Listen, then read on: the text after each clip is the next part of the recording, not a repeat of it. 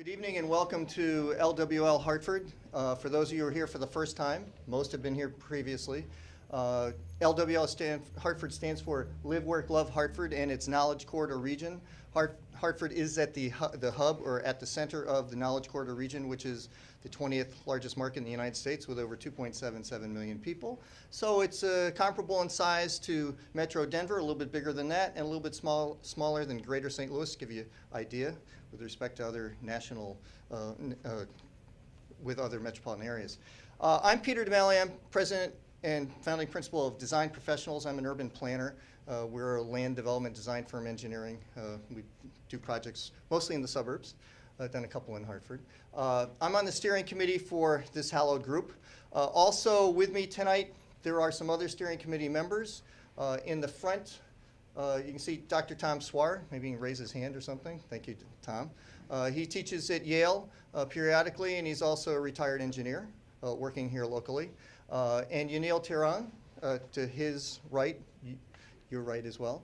She is executive director of the Center for Latino Progress on Park Street. C. Peterson, right over there, yes. Under the exit sign. C. Peterson, it looks like she's exiting. Anyway, she is an expert in the performing arts, speech, dance, theater, you name it. She trains, produces, directs. Not dance? Oh, no, she doesn't do dance. Okay, all the above except for dance, save for that. Who else is here? Jim Boucher was here. He may be coming back. He's an executive with Capital Workforce Partners, which is the workforce development board for the Hartford area. Oh yeah, Jennifer Cassidy. She's executive director of the Business for Downtown Hartford, and she's also an advocate for the Asylum Hill neighborhood in Hartford. Let's see, Jeff Stewart has other commitment, so he's unable to attend tonight. He's with Connecticut DOT. And am I missing anyone else? I think that's it for steering committee members. For those of you who are not aware, LWL Hartford is an organization without a budget, without bylaws, without any money. Don't try to give us any money. We don't have a penny to our name, and we don't want your money, and we will not accept your money.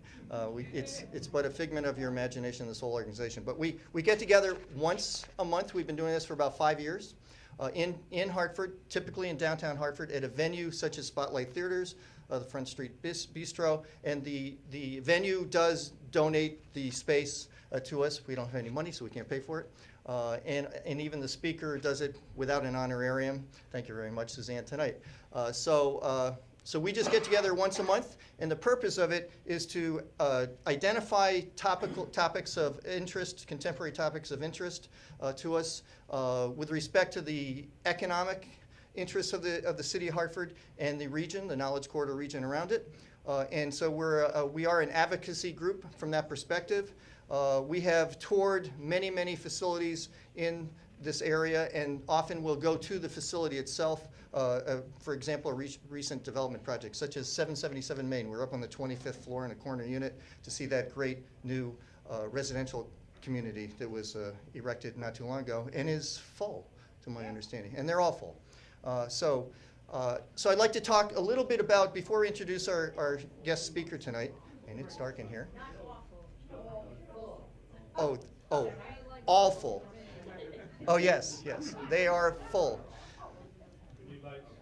Yeah, could we have some lights for a minute? Yes, I'm on it. Okay, thank you. But while we're waiting for that, I'll just tell you about next month. The next 2 months, we've actually booked speakers in advance. At the next month's meeting, we will be at Peppercorn's Grill, which is on Main Street. I think it's 357 if I'm not wrong on that one. And at Peppercorn's Grill, we're going to have Jay Williams. He's the new president of the Hartford Foundation for Public Giving, and he's a recent resident of Connecticut. He's going to be talking about Hartford Foundation for Public Giving, which is one of the largest community foundations in the United States. And thank you very much for the lights. And they're on a mission, and he'll be talking all about that. I have some flyers for you, so we'll be passing those out. We got about 20 copies. Hopefully that'll be enough. But he'll be speaking next month about the Hartford Foundation for Public Giving at Peppercorn's. It's always on a Wednesday night from 5:30 to 7, only 90 minutes. We have a little bit of networking, presentation, Q&A. If there's time, a little bit of networking at the end, and then we're off to other events. So we'll be doing that. But next month, it's on, instead of the last Wednesday in the month, which is January through October. November because of the holiday and December because of the holidays. We kick it forward a week or so. So on November 15th, Wednesday, November 15th at Peppercorns will be Jay Williams. And then on December 13th, right back here at Spotlight Theaters, and thank you to Tyler and Trina for allowing us to use this space once again. We've been here many times before, and also across the street Infinity Music Hall and other great venues. But on December 13th, Wednesday night, in the middle of the month, we will be having Oz Griebel, who's outgoing CEO of the Metro Hartford Alliance, which is the chamber for Hartford. And there's been a real force within the community, and he's leaving, I believe, at the end of this calendar year. And we're going to be hearing from him about his accomplishments, what the purpose of the alliance is, and also what he hopes for the future. So we'll be hearing from him on that on December 13th back here at Spotlight Theaters. So let me get on with introduction. Let me just do a little bio here for our guest speaker. So Suzanne, who's here to your left, my right, Suzanne Hopgood is president and CEO of the Hopgood Group right here in Hartford, the consulting firm she founded in 1985. She's assisted a variety of companies facing financial and legal challenges through that consulting firm. She also served on the board of, I understand it's 11 companies, both private sector and public sector, including some on the New York Stock Exchange, and she has served as chairman of some of those companies. She's been, prior to the founding the Hopgood Group back in 1985, she was responsible for a $1 billion equity real estate portfolio, so she's really into real estate, that's why she's here, for Aetna Realty Investors, a subsidiary of Aetna. And prior to Aetna, she was vice president and senior lending officer of a Massachusetts bank, responsible for all residential and commercial lending and collections and foreclosures.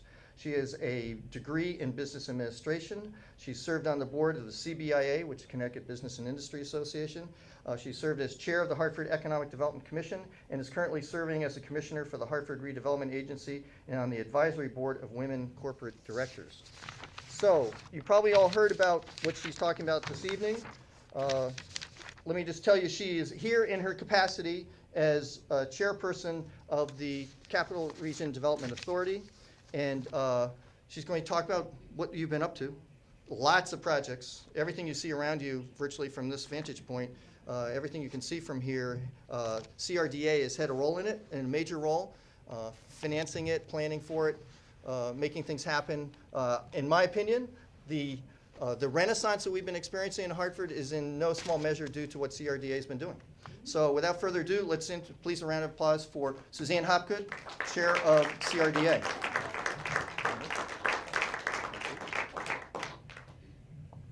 And I have to start by saying that I get to take all the credit and Mike does all the work. So, you know, it could not be a better deal as far as I'm concerned. And I am serious about one thing. I've never worked with a more competent person than Mike. I was at a $33 billion real estate portfolio at the Aetna, and we didn't have anybody that could even come close to Mike. He is, as he said to me right at the beginning, my job is to get to yes. And I thought that was the best description of anybody, a deal guy that I'd ever heard. His job is to get things done. And it's been such an impressive period to watch how he actually accomplishes the things that CRDA has accomplished. So I get to take the credit. He does the work. It's perfect. I couldn't be happier. CRDA is a quasi, and it is state-funded, and it is created by legislation. I'm not going to go through this. This is just the legislation piece. Our job is to stimulate economic development in the Hartford region. It's the Capital Region Development Authority through housing development, venue management, rebranding, and facilitation of redevelopment projects in the contiguous towns. And we can only go into the contiguous towns at the request of elected officials. So we can't be diddling around in other communities that don't want us. We're the successor to CETA, that's my New Hampshire accent. We're the successor to CETA. Our district was enlarged, our authority broadened, and we had an expanded board. This I particularly wanted to focus on for a minute because if you look, we have 4 of the state commissioners. We have the Secretary of OPM, Ben Barnes. We have Yvonne Klein, Department of Housing, Commissioner of Housing. We have Catherine Smith, Commissioner of Economic Development, and Jim Redeker of DOT. So at our board meetings, when we reach a decision to do something, unless it needs legislative or bond authority, you can be pretty well assured that we will get it done. There are several legislatively mandated people on the board, the Mayor of Hartford and the Mayor of East Hartford. And then there are different appointments. There are 4 of us appointed by the governor. The governor appoints the chair, which is me, and Andy Bissett, and Dave Jorgensen, and President Berger Sweeney are the governor's other 3 appointments. So you can see it was a thoughtful process going through.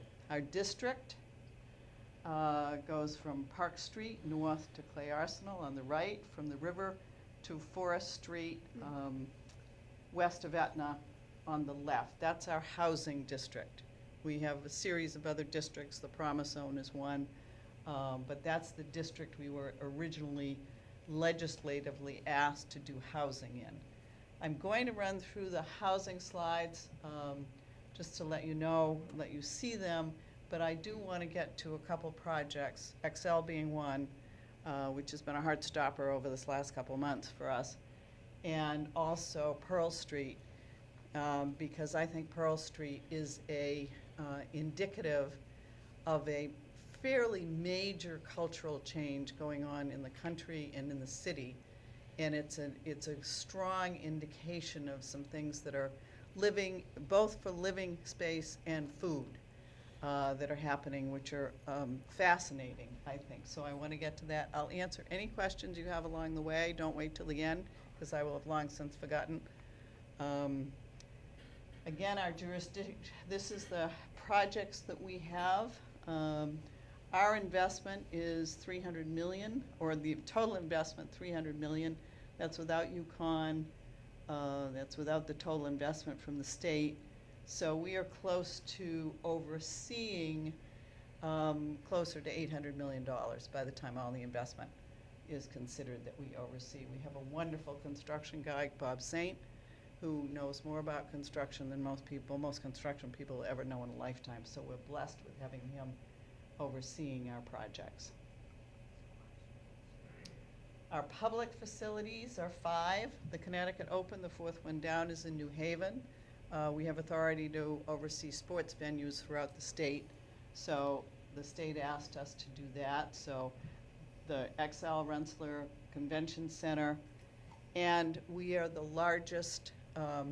We are the largest owner of public parking in the city of Hartford. Most people don't know that. We're kind of our own parking authority. The venues that we have, the Convention Center, Rensselaer, the Open in New Haven, and the XL Center. XL Center, whoops, let me back up one because there's an important. This slide on the right, any of you are hockey fans? I know there are no hockey fans in this crowd. That tunnel in the right one, that was at center ice. And if you ever talk to anybody who was on a team that skated in the XL Center, that ice was soft in the middle of the rink. This was not a popular thing. When you're skating in competition, you would prefer the ice to be hard throughout the whole, evenly hard. So that's one of the things that changed. The slab came up this past summer. The tunnel was filled in, so we no longer have a tunnel going through the middle of center ice, which is it there? It was air ducting and piping underneath the tunnel. I mean, remember, this was built in '75, and there were a lot of things that would not be done this way today. So it caused some major agita several times when we weren't exactly certain we could make ice for that season. So we were quite relieved to see that renovation happen this year, and there's the new slab going down, and there's nothing that makes me happier when they start making ice, because it shows that we actually can do it. which hasn't always been a given. We've also enhanced security procedures, as you can imagine, when the building was built in '75. The command center, for instance, is in P3, where all the heavy trucks come in. Maybe not where you would put a command center today if you were concerned about security. So all these things have now been changed, and we have a very different security system, and you'll see that going in too. Yukon. No surprise there. We've certainly heard a lot about that. We started with the Old Times building. On the right is Front Street, looking from the other direction, looking west on Front Street. That now has the new Yukon building and is pretty much built out. Housing, we've added 1,100 units. We're at a 3.2% vacancy, one of the lowest in the country. We were told initially by anybody and everybody that we would never rent more than 10 apartments a month. At our height, when 777 came on, we rented 92 units in 1 month. So you just don't believe everything you hear. Suzanne? Yes. The 1,100 units you added was over what period? 5 years. Thank you. There was, in Hartford, there was an aging housing stock, so this is new and has been a real plus in upping the market. The buildings that we renovated, we started with 13. We called the Dirty 13. We have one that we have not been able to do, and that's the old Y building that Northland owns along the park. But all of these were on our list to get done. In Uccello Street, that beautiful Masonic temple, that's now the Grand Apartments. 179 Allen, another just beautiful building that was a vacant office building,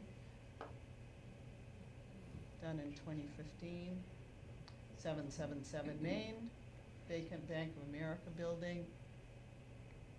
You were there, so you saw that. The old Clarion, Sonesta, whatever you want to call it. They recently opened the Wired Cafe in that building that they now call Spectra.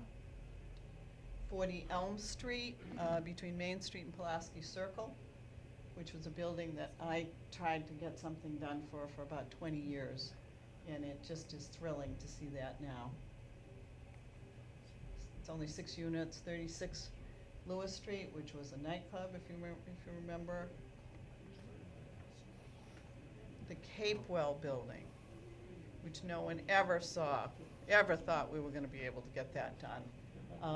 That building, one of the most amazing things for anybody who was in when they saw it gutted, the building was built by the guys who built the Bulkley Bridge. And as you saw trees growing out of the side of that building, I mean, I thought that was the end of that building.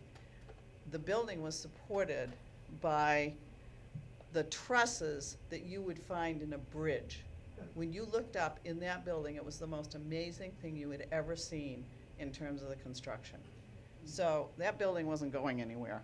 But boy, what a wonderful thing to see that renovated to where it is today. Is that finished? It's fully occupied. 100%? Yep. That was 100% in about 3 months. I've never seen anything run out faster. The old Hartford office supply building, when you drove by that on the highway, you saw this little dip in the floor plates. That's not a good sign in a commercial building when the floors sag. So we started with some challenges there. That again is now 100% occupied. That leased up in about 3 or 4 months as well. All of these much faster than any of our projections.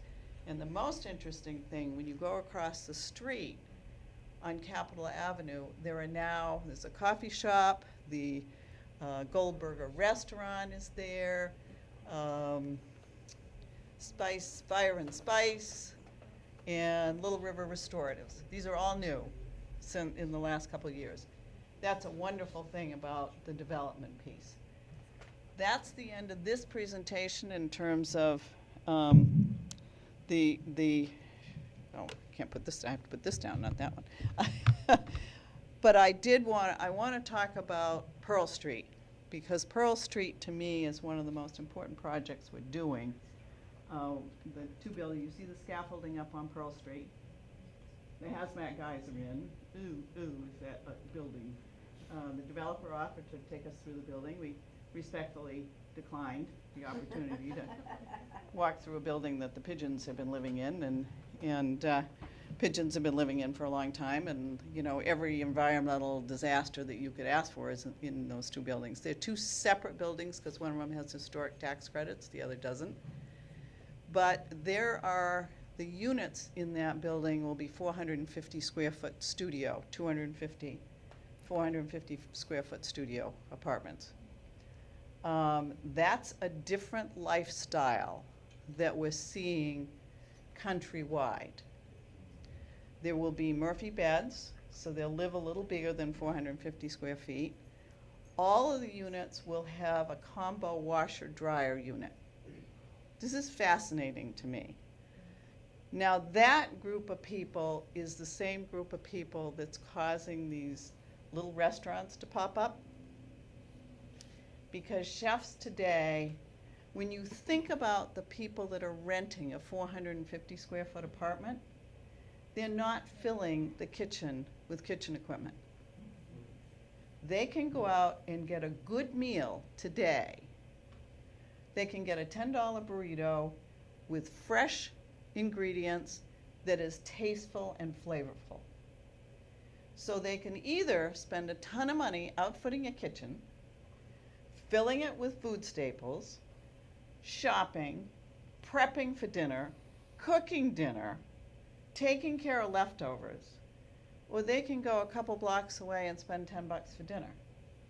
Now think about that. And those little pop-up, every chef in this country, I swear to God, I chair a hospitality company, and I know the difficulties we have in holding on to chefs today, because they all want to do their little thing and start creating their client base for their little pop-up food places. And those are the two drivers. When you look at the lobby of City Place, that redesign has been for this group of people. That's where those group of people will be meeting, will be talking, will be having meetings, will be having gatherings. Spectra, if you've seen all the public space, all the common space at Spectra, that's another indication. And the guys that are doing Pearl Street did Spectra. We wouldn't have done that with a lot of other people. We did it with them because we knew they knew the market, and they also paid us back ahead of schedule. This is an important thing, because all our money is either debt or equity. None of it's grant money. So we have every expectation to be paid back, and they paid us back ahead of schedule. But they know the market, they know it well. They know that in order to lease their units, they have to offer amenities. Pearl Street has a fat core, so on every floor on Pearl Street, there will be common space for the residents. And that's how they're renting the buildings today, because they understand how that young person wants to live.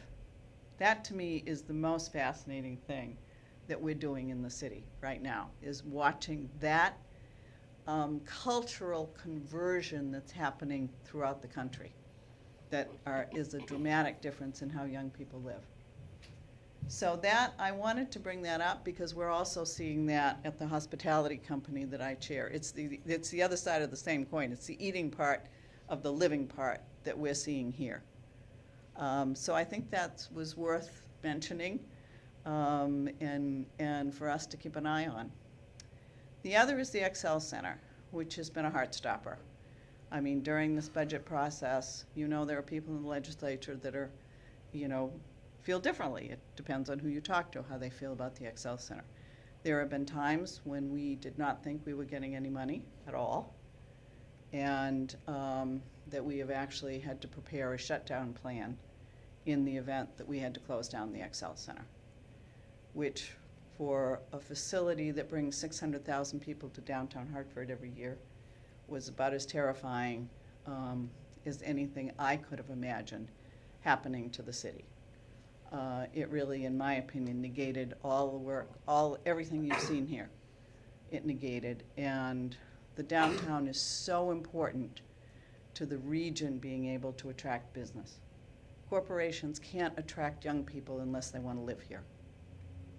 And living in a place that doesn't offer them amenities is not going to happen, which means the whole region, if corporations start to move because we can't satisfy their needs, then that's a serious regional decline. So that's been a kind of heart-stopping process for us in watching how this is coming together. I still can't tell you, it changes every day. And as Mike and I have both said, it's not over till it's over. So we've got our fingers crossed. We hope we've got the right people that understand the importance of that and can see their way clear. There are a lot of very hard decisions being made in the state right now. So that's one of the things that's been an important piece. I think, and that to me was as important as it is, because I think we're just at the tipping point in Hartford. Yukon, we call them the backpackers. If you have lunch at Ted's, you can watch the backpackers, because all the students have a backpack, of course. And it's kind of a fun thing to watch the backpackers flood the downtown.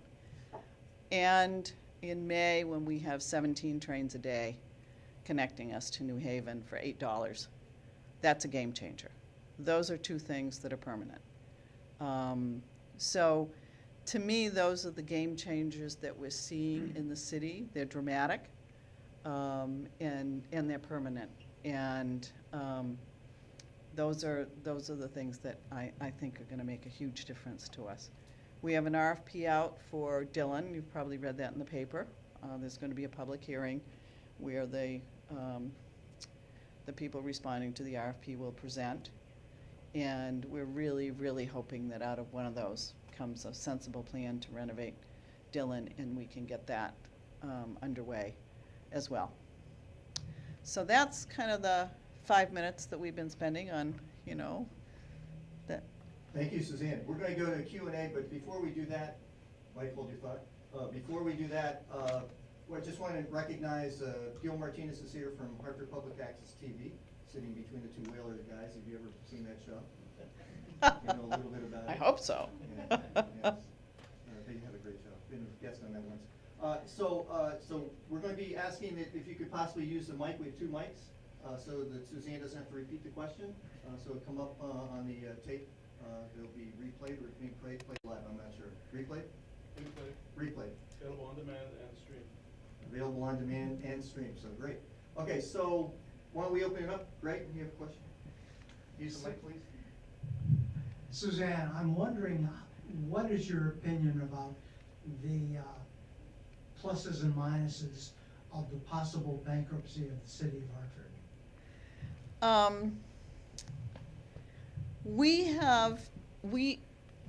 We see ourselves staying fairly removed from that process because we're state funded.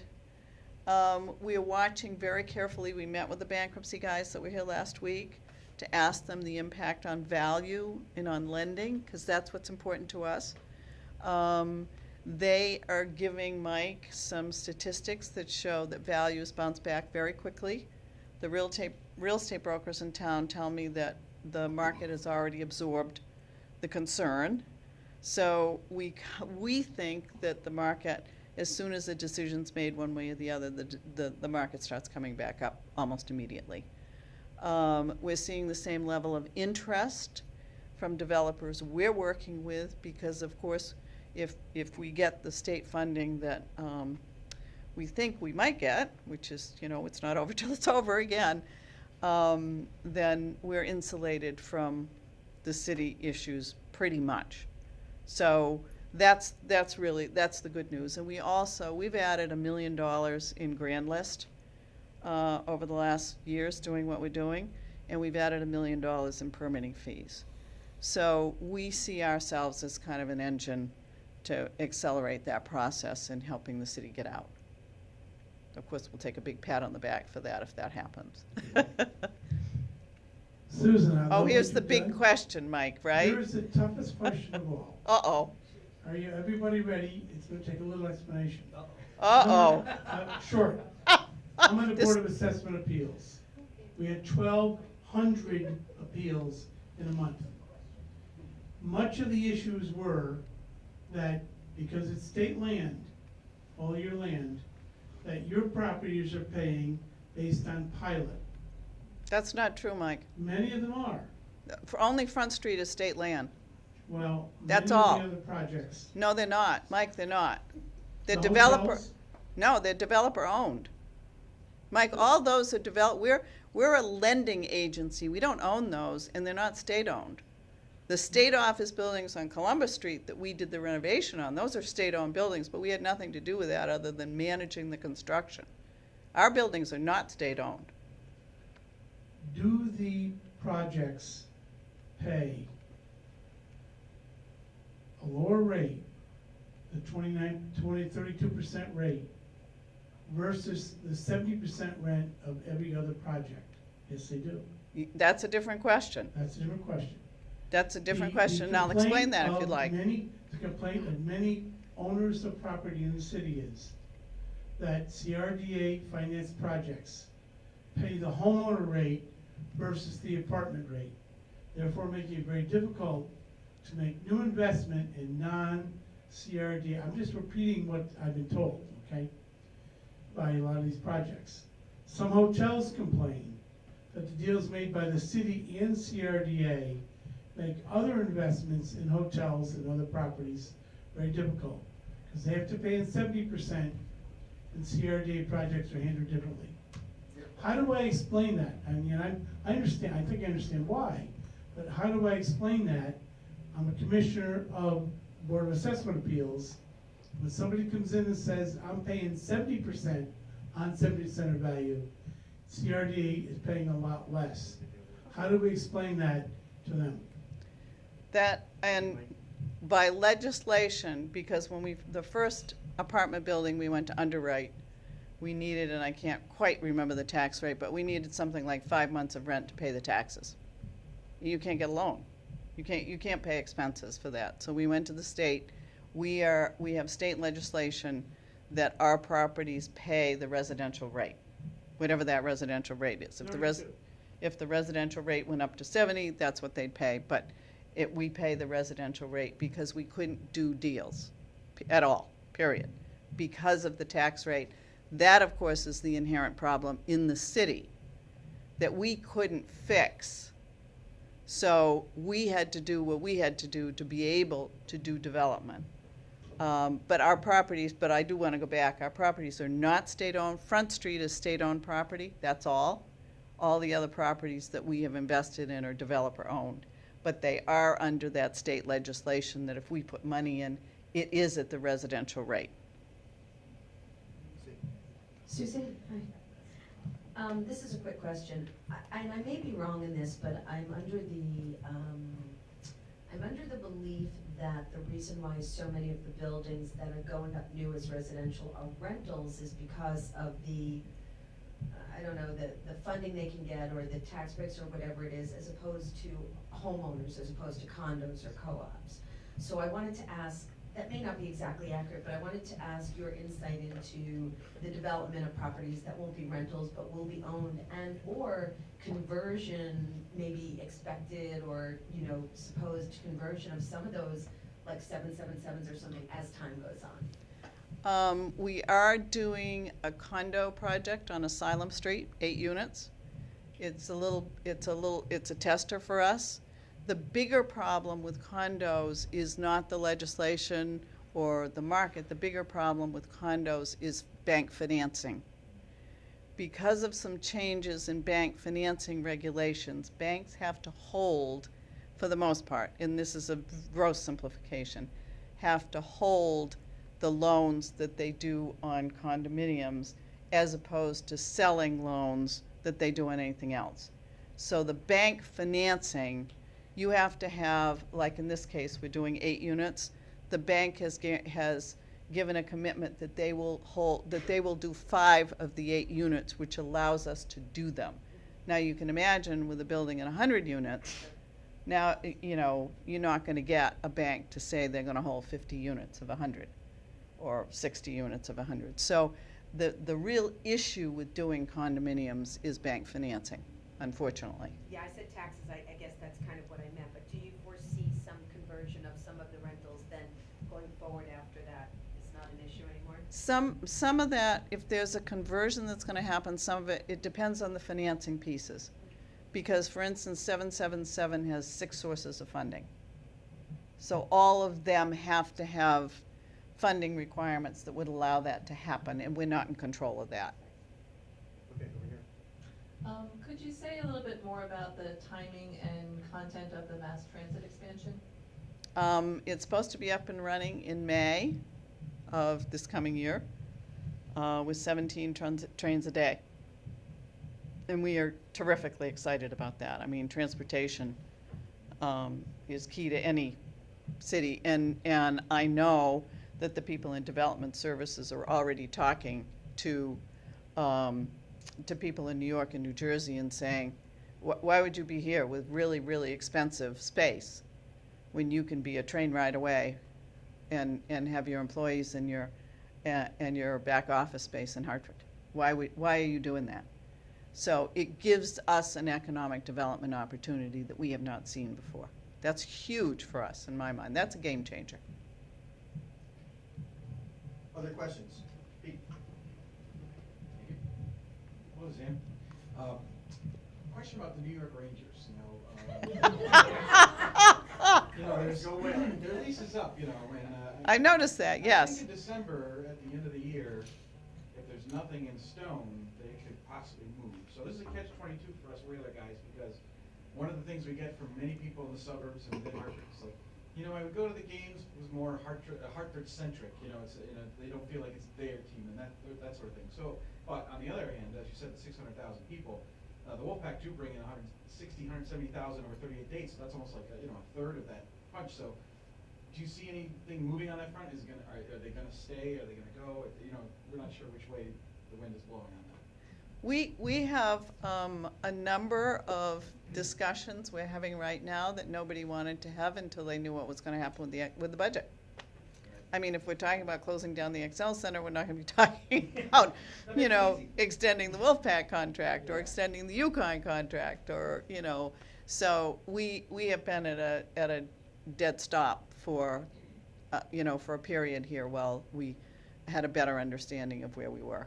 And again, it's not over till it's over, so we still don't really know that. Right. But that's an important piece. When the budget is finalized and we know where we are, I wouldn't expect to see Mike for a while. We have a lot of negotiations that are up in the air right now. So, but yeah, that's, there's just a long list of things. Wait for the mic, please. I love what you said about Pearl Street and about how young people are now living their lives. And I've heard this from young people myself and what they want. And also the parents' reaction with, you want to do what? You want to live where? But it's fabulous. Does Hartford have enough little spaces for all those little amenities that would really be attractive to those young people? Are there places for the chefs to find homes? And Well, you just look at Capitol Ave and see the places that have opened, and they're all relatively small investments, or food trucks.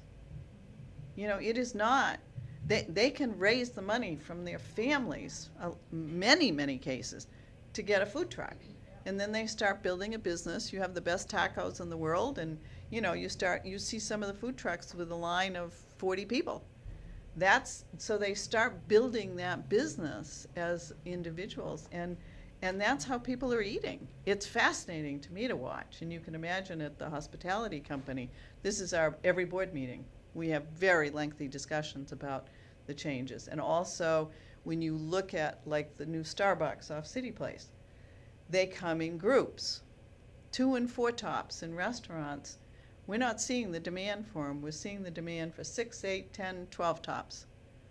So it's a whole different, we're seeing a pretty big shift in the food environment at the same time. You're looking at units the size of, or the studio. Most of the, we discovered early on, studios are what rent.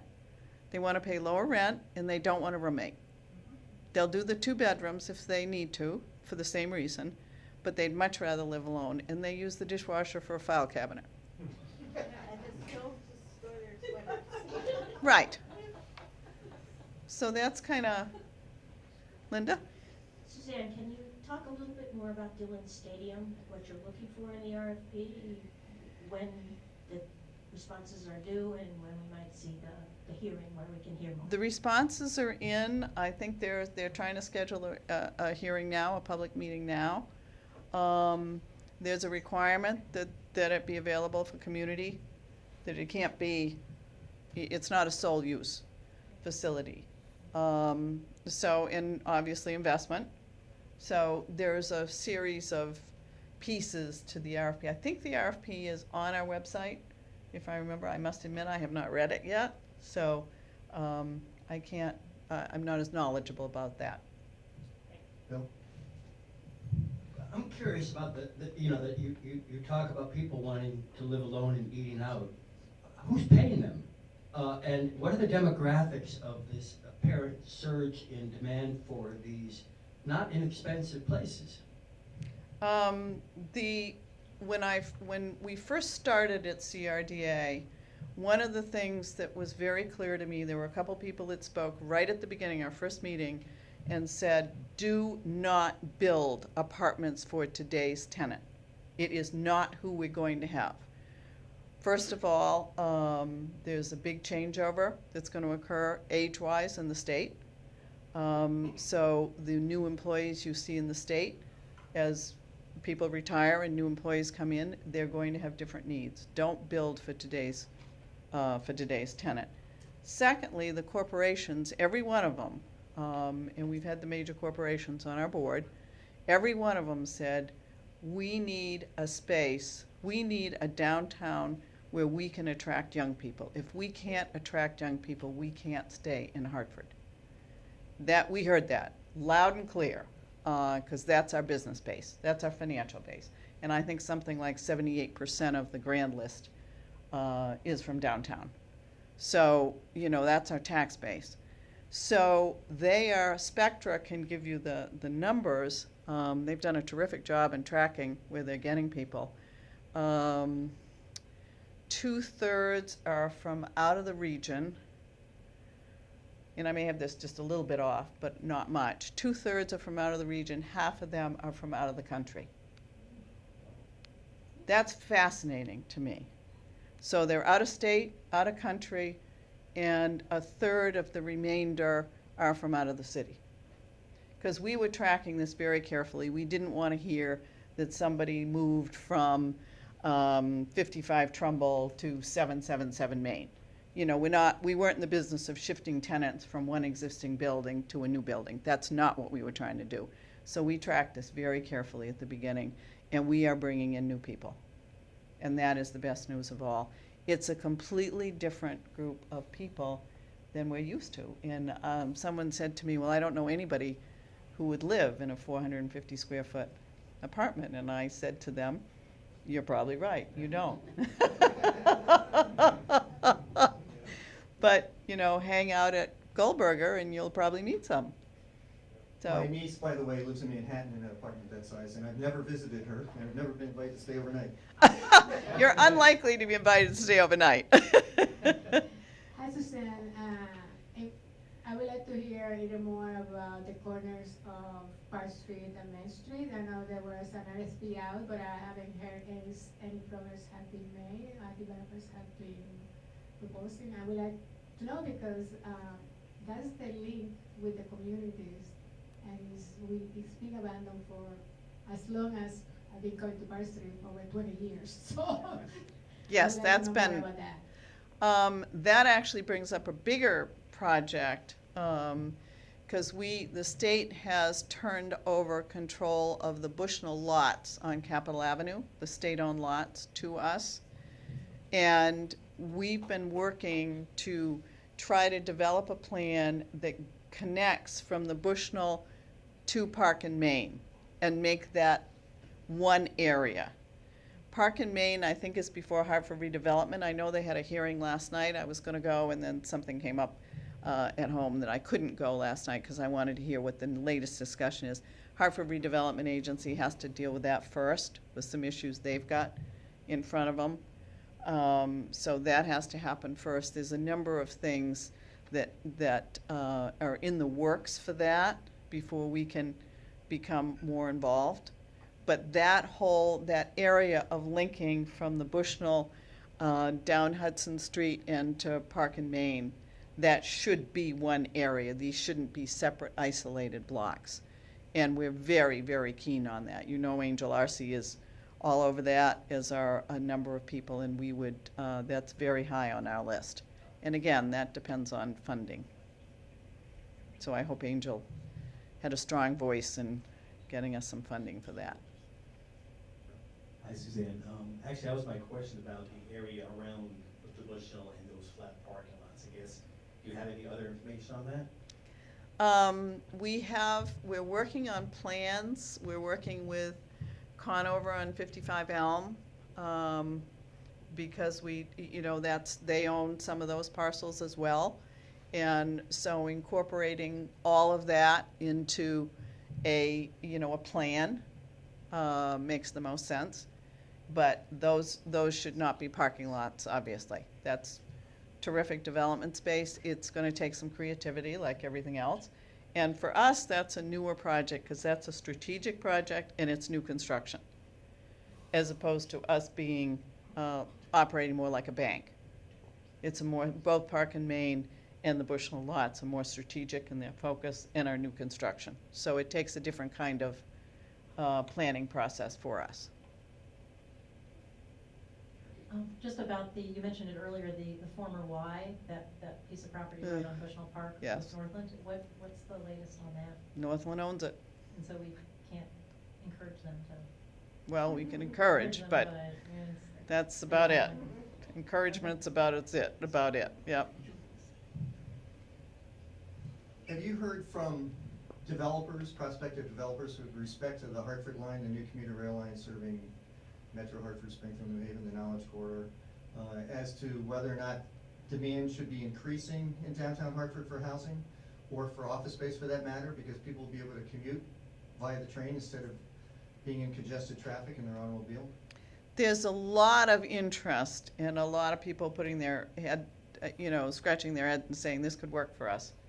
Until, I think in most cases, because like Park and Main, you listen to promises for 20 years in Hartford, you don't get too excited about it. So I think a lot of people want to see it, but you only have to be taken, you go to book Amtrak and you're taking a bus to New Haven every morning because they're working on the tracks. So this has been a project that's been underway for the last year and a half or 2 years. So there's no question in my mind this is going to happen, and they've rebuilt, they've heightened the Amtrak. There's a ramp up now, so you get on at grade level. So the work's being done, but I think people want to get a little better, want to get a little closer. But there's a great deal of interest. I know nationwide, when we've had investments, assets such as this, major commuter rail line, or bus rapid transit line, what have you, there's been tremendous private sector and public sector investment in the corridor. Any other questions? I think we're good. Well, thank you very much, Suzanne, for your presentation. For taking Q&A. We much appreciate that. Just a reminder, so on November 15th, Wednesday, November 15th, same time, 5:30 to 7 for a 90-minute program. We're going to Jay Williams, who's the new president of the Hartford Foundation for Public Giving, talking about the future of that organization, their mission, what his vision is. So he'll be doing that at Peppercorn's Grill, right at 357, I think it is, Main Street in Hartford. And beyond that, in December, we also have Oz Griebel, who's in charge of the Metro Hartford Alliance, the Chamber of Commerce, and he's going to be talking about what his accomplishments have been with the Alliance over the many years, and I guess maybe even his vision for the future and where he's going. So we'll hear from him on December 13th, and then we'll be back here at Spotlight, and we'll probably do this. This has worked out. First time we've been in this theater. Thank you very much to Trina and Tyler for making this available to us at Spotlight Theater and also the Front Street Bistro that we're in. But this is working out very well, and so we'll try this again on the 13th with Oz Griebel, 13th of December. So November 15th at Peppercorns, we'll see you for Jay Williams. And thank you very much, and thank you very much to Gil Martinez and to Hartford Public Access TV who are taping this program.